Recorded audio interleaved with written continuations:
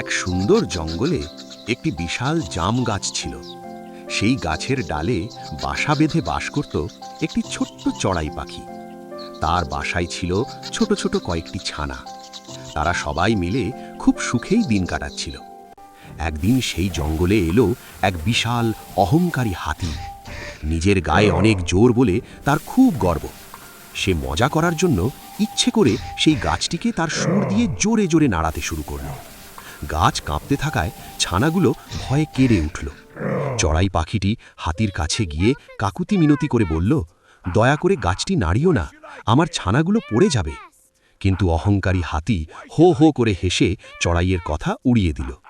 নিজের ছানাদের বাঁচাতে চড়াই পাখিটির খুব রাগ হলো। সে আর কোনো উপায় না দেখে সাঁ করে উড়ে গিয়ে সোজা ঢুকে পড়ল সেই বিশাল হাতির কানের ভেতরে।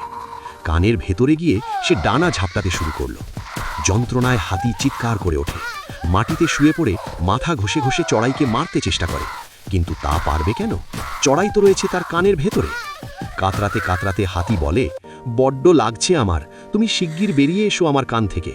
চড়াই বলে, তাতে আমার কি, এখানে উড়তে আমার খুব ভালো লাগছে।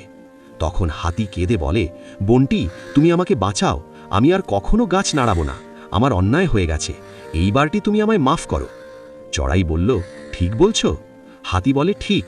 হাতির কথা শুনে চড়াই আবার হাতির কান থেকে বেরিয়ে আসে এবং হাতির প্রাণ জুড়ায়।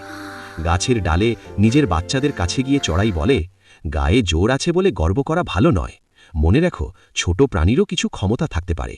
হাতির ভালোই উচিত শিক্ষা হয়েছিল, তাই চিরকাল মনে রাখব বলে হাতি সেখান থেকে দ্রুত চলে যায়।